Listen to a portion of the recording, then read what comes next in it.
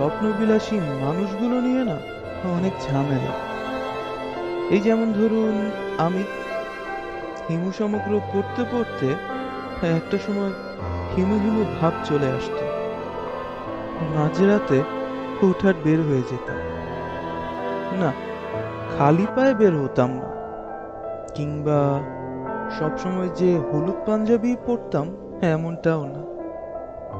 সব তো আর উপন্যাসের মতো করা যায় না। নিজের পছন্দ বলেও তো একটা ব্যাপার থাকে। আর আমার কোনো রূপাও ছিল না যে মাঝরাতে ফোনও ধরবে, হ্যাঁ, সব মুশকিল আসানও করে দিবে। কি একটা অবস্থা! স্বপ্ন নিয়ে বিলাসিতা, তাতেও হাজারটা অভাব। তাই বাধ্য হয়ে বাস্তবতাতেই ফিরতে হলো। বাস্তবতাটাও মন্দ না, তবে এখনো মাঝে মাঝে হিমু হতে ইচ্ছে করে,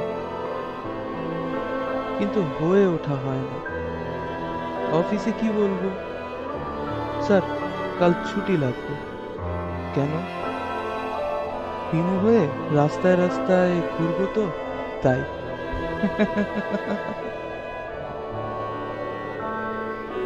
চাঁদনি পশরে কে আমায় স্মরণ করে,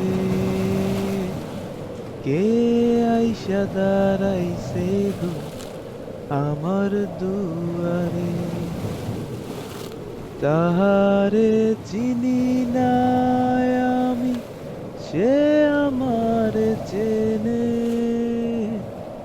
কে আইসা দাঁড়াইছে গো আমার দুয়ারে। ভালো থাকবেন সবাই, আপন মানুষগুলোকে ভালো রাখবেন।